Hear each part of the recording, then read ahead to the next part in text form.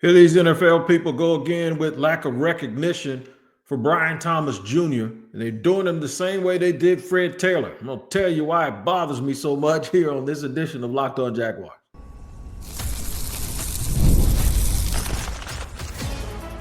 You are Locked On Jaguars, your daily Jacksonville Jaguars podcast.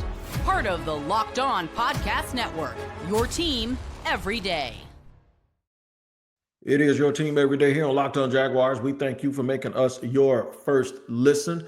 You can get us wherever you watch or listen to your podcast each and every day. Make sure you tap into that location so you do not miss an episode of the show. This episode is brought to you by Prize Picks. Go to prizepicks.com/LockedOnNFL and use the code all lowercase LockedOnNFL to win $50 instantly when you play $5. Shout out and hello to my everydayers, the everydayers of Locked On Jaguars. You can be one. All you got to do is just be an everydayer. Just check the show out whenever you can, each and every single day. All right, here's what we're going to discuss today's show. I'm going to try to keep from getting angry. I'm going to try to stay excited and remember that it's a new year.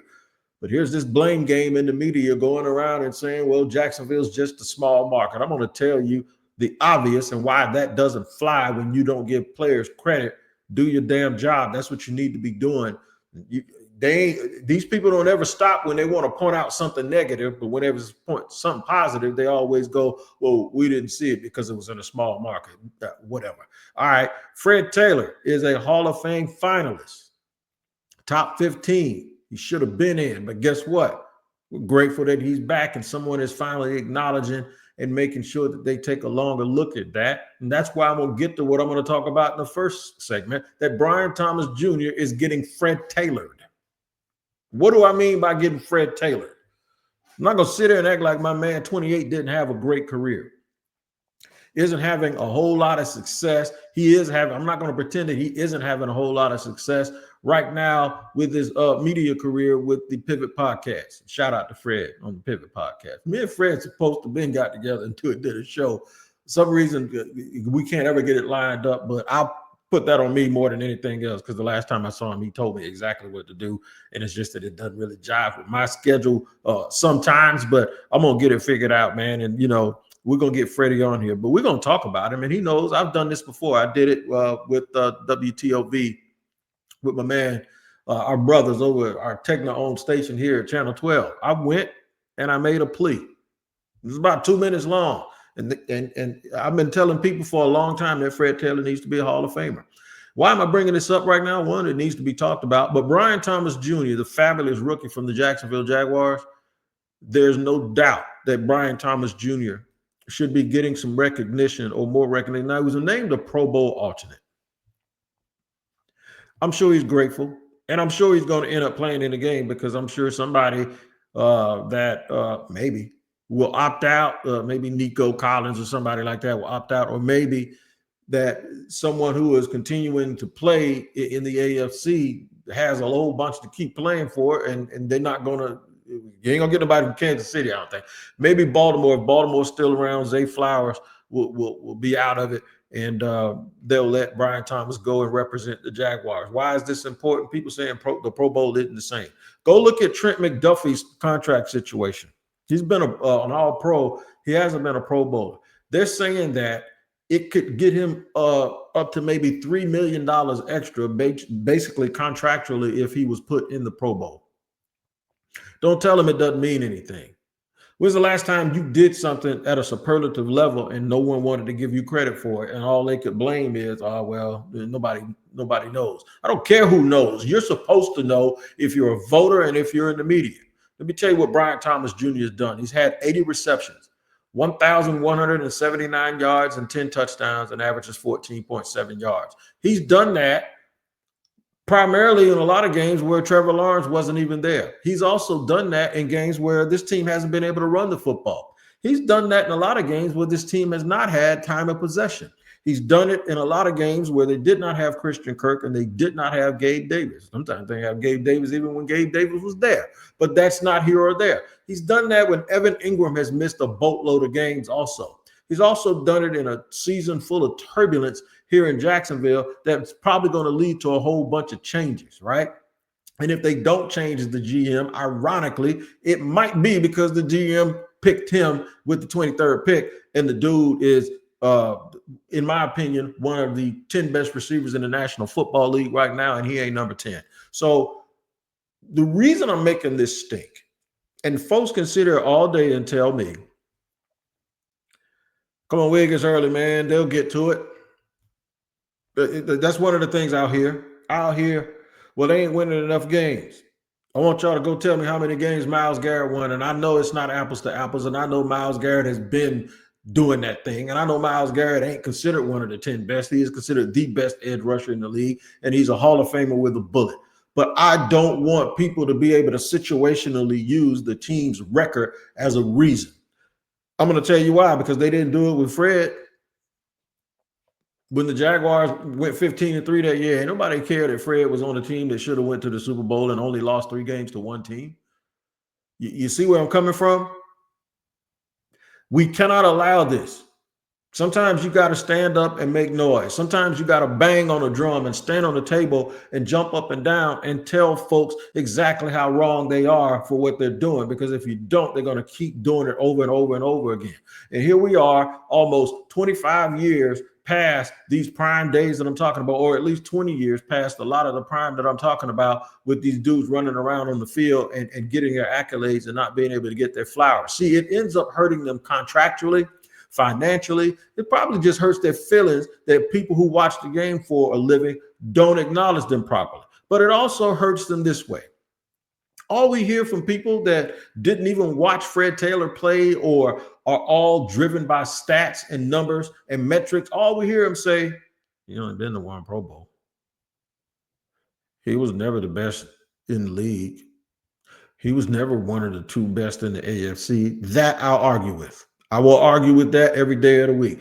I'm going to be honest with you. I ain't come on here to cast aspersions on other players. But when we get in segment 2 and I tell you about Fred Taylor, I am going to tell you why a lot of people are wrong about him. We need to nip some of this stuff in the bud. It is our responsibility, and this is one that's forgotten, but it's our responsibility to tell the story exactly like it is, not how we want it to be, not how we think it's supposed to be.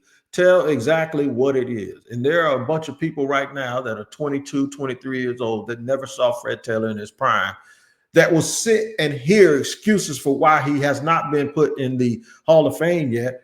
And those excuses will sound exactly like the ones that people are making about Brian Thomas Jr. not being acknowledged for how good he is. Here's the problem. Folks want to validate their wrongness. I told everybody who would listen in the pre-draft that kid is good. And I told everybody who would listen that kid is going to get treated like Justin Jefferson because he was on the other side of another guy. And those 2 guys look very similar when you think about their body styles and the magnificent way that they play. And that's Jamar Chase and Malik Neighbors. This dude's going to get left out. He got left out in the draft. Folks sitting there saying, yeah, he was just on the other side of the other guy, and all he did was run post patterns. And what if that's all they asked him to do? And now that he's played well in the NFL, folks, I believe, are still stuck where they were. They're stuck on 2 things. Their pre-draft prognostication of Brian Thomas Jr., and they're stuck that he plays for the Jacksonville Jaguars. Well, we're going to unstick you. Whatever we got to get from a hardware store and unstick you, we're going to do it. So I'm going to use this moment while I'm talking about Brian Thomas Jr. to talk about Fred Taylor in segment number 2. And I'm going to go through these numbers, and I'm going to tell you not only the numbers, but I'm going to tell you why sometimes the numbers don't tell the whole truth. They don't lie, but they also don't tell the whole story. Brian Thomas Jr.'s numbers don't even begin to tell you how good he was this year, considering the circumstances and the context of this whole season for the Jaguars. And that's why y'all better stop paying attention to numbers and actually start watching the games and the action that create the numbers so that you can properly fix your attitude in these narratives. We'll discuss all of this and more here on Locked On Jaguars.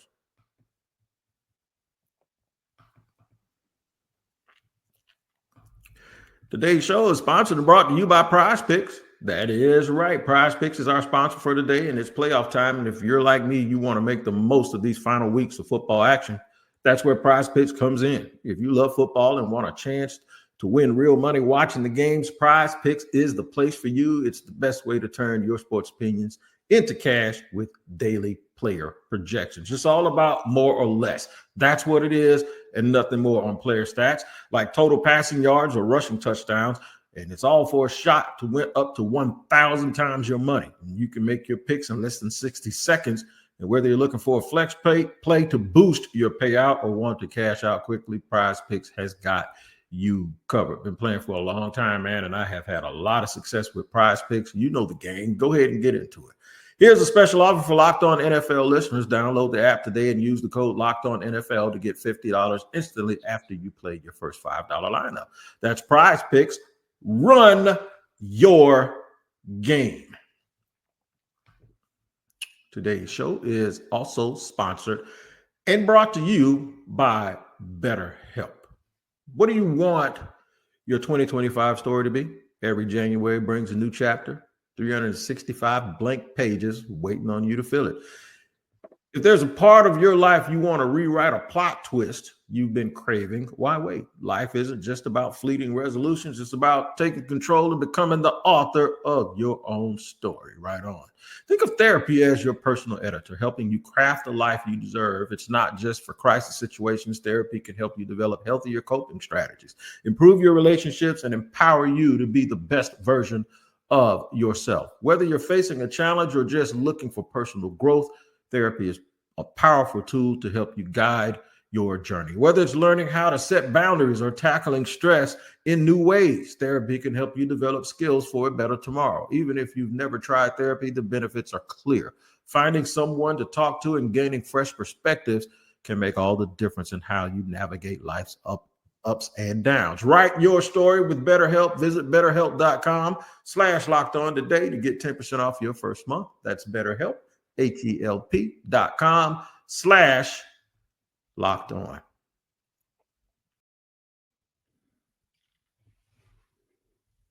All right, we're going to pipe down. And no, we ain't going to pipe down here on Locked On Jaguars. We're going to keep going, man. We're going to keep telling people and saying it loud why Brian Thomas Jr. is getting the Fred Taylor treatment, and we're going to stop this and nip this in the bud right now. I say that, and people are going, wait a minute. The Fred Taylor treatment, Fred Taylor is a top 15 finalist for the Hall of Fame. And if you listen to him talk, he's just as blessed and he feels just as good. You know what? Good. I ain't talking about how Fred feels. I'm talking about how I feel about how Fred has been treated up to this point.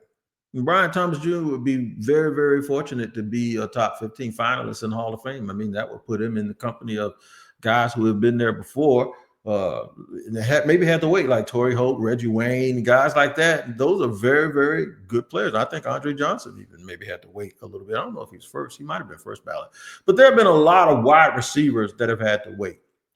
There have been a lot of running backs also that have gotten in, and one of the reasons they've gotten in is because, well, other than the fact that they had great careers, is because they did a lot of winning. And I think sometimes what we do is we look at everything in a vacuum. There's this retrospective look back at someone's career, as opposed to an introspective look where you watch it and you remember it and you see it and you don't have to look back at it, because sometimes, did I say you don't have to look back at it? I ain't talking about that kind of look back at it. I'm talking about you don't have to go back in history and try to rewrite the context where these guys played. Fred Taylor played in a bunch of eras.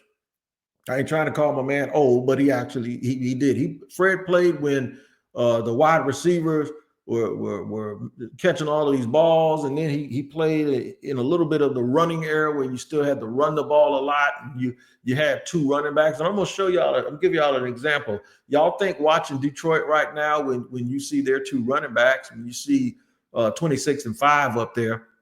When you see them, you're like, they got two really dynamic running backs. This might be the best two-headed monster we've ever seen. And that's when I'll tell you, you need to hold your horses. I'll get to that in a second. But first, let me go through Fred Taylor's career.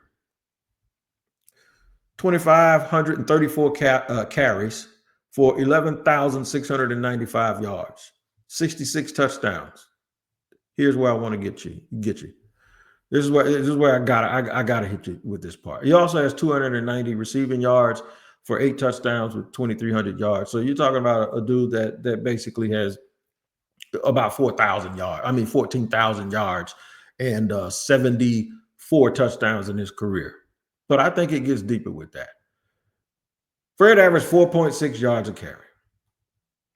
Now, it'd be funny if, it'd be different if he averaged 3.8 and 4.0 and 3.9, and then he got like 2 years where he averaged 7.5, and that brings that average. No, that's not what happened.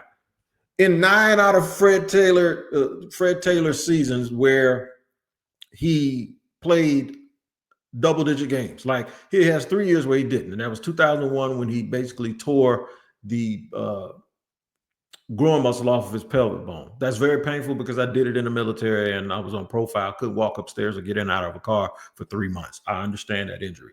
All right. So Fred Taylor, 9 different times he averaged 4 yards a carry in his career.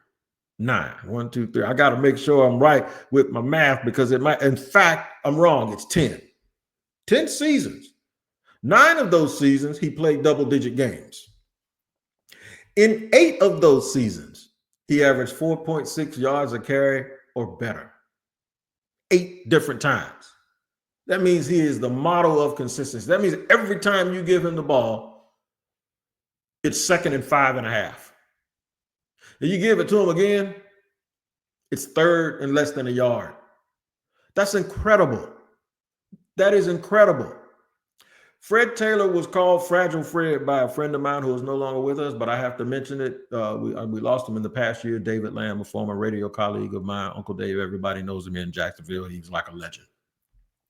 But legends make mistakes sometimes, and I think it was a mistake for David Lamb to call Fred Taylor Fragile Fred because Fred in 2001 tore that muscle off and he missed the remainder of the season. If you saw him play, he dropped the ball, he fell down, it looked like somebody shot him. And that's pretty much, I totally understand that injury because that's what it does. But prior to that, he had missed 10 games in the first 3 years total. So he played out of 48 games, he played 38, okay? Not including playoffs, which is pretty normal when you're a rookie running back because sometimes you don't play right away, even if you're a first-round pick. I'm sure if we look back, he carried the ball just as much as a lot of guys have today, okay? After that season in 2001, now remind you, as a rookie, he had 1,223 yards. Then he missed 6 games. He only had 732, but he averaged 4.6 yards a carry. Came back the third year, had 1,400 yards and averaged 4.8 yards a carry.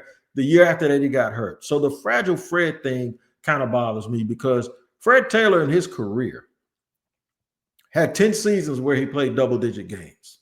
10. He had 6 years where he played 15 or more. He's not fragile, and that was wrong. And when people put that on him, it is incorrect if you look back historically, all right? But here's something else you have to remember.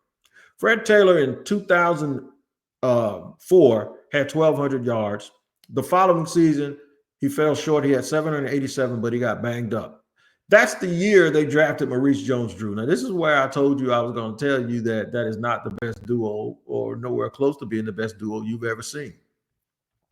Because Maurice Jones-Drew joined Fred Taylor in 2006. That's the year, or 2006. Fred played 15 games, had 231 carries for 1,100 yards and 5 touchdowns. He averaged 5 yards per carry. His young rookie running mate, Maurice Jones-Drew, had 941 yards and averaged 5.7 yards a carry and had 13 touchdowns. To me, that's the best duo I've ever seen. Both guys in their prime, both guys can run with speed, both guys run with power, and basically every time you gave them the ball, they had 5.5 yards a carry. Even with Maurice Jones-Drew there with him, Fred Taylor then, for 2 years after that year where he averaged 5 yards a carry, the next year was the best year of his career. He had 345 yards rushing with 1,500 yards and 6 touchdowns. After that, he had 260 carries for 1,200 yards. He then 2 years later have another 1,000-yard season, backed up by another 1,000-yard season while he was still on the team with Maurice Jones-Drew. So basically, the year with Maurice Jones-Drew, where he averaged 5 yards carry, he had 1,100, and then the year after that had another 1,200. And then after that, they started to figure out they were going to move on. And in 2008, that's when Maurice Jones-Drew took over and took off, and they switched roles. And for the next 3 years, Maurice Jones-Drew would be one of the best running backs in the league, and he won the rushing title, I believe, in 2011. But the point is the context is when you look back statistically, and you got to understand something. Fred couldn't have the same numbers that everybody else did because he had another dude right there in the prime of his career running for almost 1,000 yards or right at 1,000 yards. And they were the best duo in the NFL. This is the part people miss. They want to talk about touchdowns. They took Fred out on the goal line a lot and gave the ball to Stacey Mack or gave the ball to Maurice Jones-Drew on the goal line. And people say, well, was he a liability on the goal line? No, he wasn't. They just had the luxury to be able to do that. All right? The guy is a Hall of Famer. The thing that makes him a Hall of Famer is not only the numbers, but you ask people, you ask other Hall of Famers, and they say he was a dog. That's why I will tell you that anybody that tells you that there were more than 2 running backs that could even breathe the same air as Fred Taylor in that time, you're wrong. Because there were a lot of guys like Priest Holmes. There were a lot of guys like Jamal Lewis. There were a lot of guys that did a lot of good things that were not better football players than Fred Taylor. Edgerrin James, who is a Hall of Famer, him and Fred to me are sitting at the same table. Marshall Faulk, same table. LaDainian Tomlinson, same table. And then you ask them about him. Ask defenders, ask Derek Brooks, ask Warren Sapp, ask Ed Reed, ask Deion Sanders. Fred Taylor needs to be a Hall of Famer. And one of the reasons he isn't is I'll blame folks that cover sports, my contemporaries, that often get myopically focused on the things that everyone else is talking about instead of telling people how great somebody truly is. I'm going to discuss that more as we talk about Fred and Brian. I'm going to put the blame game squarely on people that use excuses not to give people credit for what they've done. I'll do that and more here on Locked On NFL. Today's show is brought to you and sponsored by our friends over at FanDuel. The NFL playoffs are almost here, but it's not too late to get in on the regular season action with FanDuel, America's #1 sportsbook. Because right now, new customers can finish the season strong with $250 in bonus bets if your first $5 bet wins. FanDuel has so many ways for you to pick a W. I love betting on which players will score a touchdown and how many points each team will score. I think it's thrilling. I'm going to go with a low-scoring game in Detroit, though, man. I don't think they're going to get it. I think they're going to try to limit possession. So do with that what you will. Not only can you bet on who will win the game, but FanDuel also has bets for which players will score a touchdown, how many points each team will score, and so much more. Just visit FanDuel.com to join today. That's FanDuel.com for your chance at $250 in bonus bets. Make every moment more with FanDuel, an official sportsbook partner of the NFL.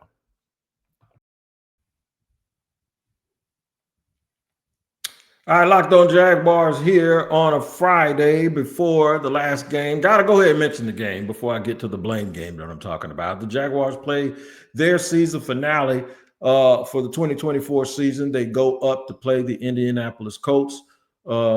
In a game, it don't mean a whole bunch other than if you're paying attention to draft status. I think they've secured a top 10 pick. I don't know if secure would be the right word. I don't know if secure is the right word when you fall into this is just what you got, right? But in any event, the biggest story coming out of the game is one, everybody who is a big part of this Jaguar future, you want them to stay healthy. You want all the players to stay healthy, but mainly when you're talking about the future, you want the guys that you know this team's going to depend on moving forward to be all right. The main thing coming out of this game, though, that people are going to want to see is win or lose, what happens? How quickly does Shah Khan make an announcement or make a decision of if he's going to move on and what he's going to do and what the extent of moving on is going to be. So I don't want to bury that. We know that's coming, and we'll talk about that on a postcast on Sunday. We'll talk about the game and then talk about what the future holds. But for right now, we're talking about Brian Thomas Jr. Being a Pro Bowl alternate. I believe he should have been a Pro Bowl starter. And the similarities that it is to Fred Taylor, who ironically is up as a Final 15 finalist for the Pro Football Hall of Fame. I think, we've been pushing Fred now for a couple of years, and I really do believe that we'll keep pushing, and we'll keep pushing and pushing and pushing and pushing. But a lot of this is because people never really acknowledged while it was happening in real time how good Fred Taylor was. And I'm not going to knock people back then for doing it. but I am going to knock people now. Football is consumed differently, and I want to give credit to Cap John Caputo for Bold City Cap, the leader of the Bold City Brigade. He made a tweet about this, and a lot of times we get inspired by things and we don't acknowledge the person that inspired us. He said the NFL is consumed differently now, whether it be because of fantasy football, whether it be because of the now legal partnership that they have with gambling for point spreads, over unders, for more or less. You've heard me do live reads on that stuff. And fantasy football is a real big part of it. Also, everyone knows everyone now. This isn't about like the big game. You got the Sunday ticket. You got NFL game day where, you can watch and consume all of the action. Even when you go to an NFL game, there's a fantasy football. Usually, I know at Jaguar Stadium there's usually a little fantasy football corner where they're playing all of the other games from around the league, or at least playing the red zone and letting you know what is going on in some of this action. So it is consumed differently now. You can't hide from anybody. Everybody knows who everyone is because of social media. People follow the draft at a bigger clip than they did back 25 years ago, although I always did. I've been doing it since I was a kid. Spiral notebooks all packed up in the closet and everywhere else. But everyone wasn't like that. So you would give excuses and reasons why maybe there were people who did not know what you know. There ain't nothing in the world going on right now that people don't know about, man, when it comes to sports. They'll find anybody. And the thing is it's selective. I think people treat Jacksonville like that because they think they can get away with it. But I noticed something just the other day. What I noticed was when Brian Thomas Jr. was not named, and then there was this groundswell of people saying he got robbed, all of a sudden there was a bunch of national people, whether they meant it or not, they started saying he got robbed. So your voice is loud in this. Your voice is loud in this. If you're a voter or a member of the media, you need to do what's right and not do what's popular. All right? Fred Taylor needs to be in the Hall of Fame. His peers think so. And Brian Thomas Jr., even though I think he's going to end up playing in the game, should be acknowledged exactly for who he is and what he is. And what that is one of the 10 best wide receivers in the National Football League. Hey, but you ain't got to listen to me. I host the Locked On Jaguars podcast. I don't really know what I'm talking about. So you don't have to take my word for it. Just watch the tape and let the tape do the talking. So in a year that has been rough, this is the last show prior to a last game of a rough season.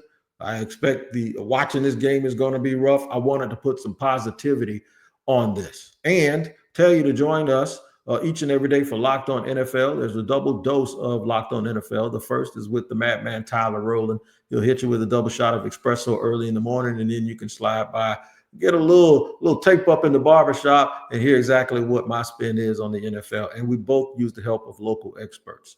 Make sure you tap in this Sunday about an hour after the game ends, and I'll have a postcast. Of course, we will be on radar watch. We'll be recon alert, trying to figure out if and when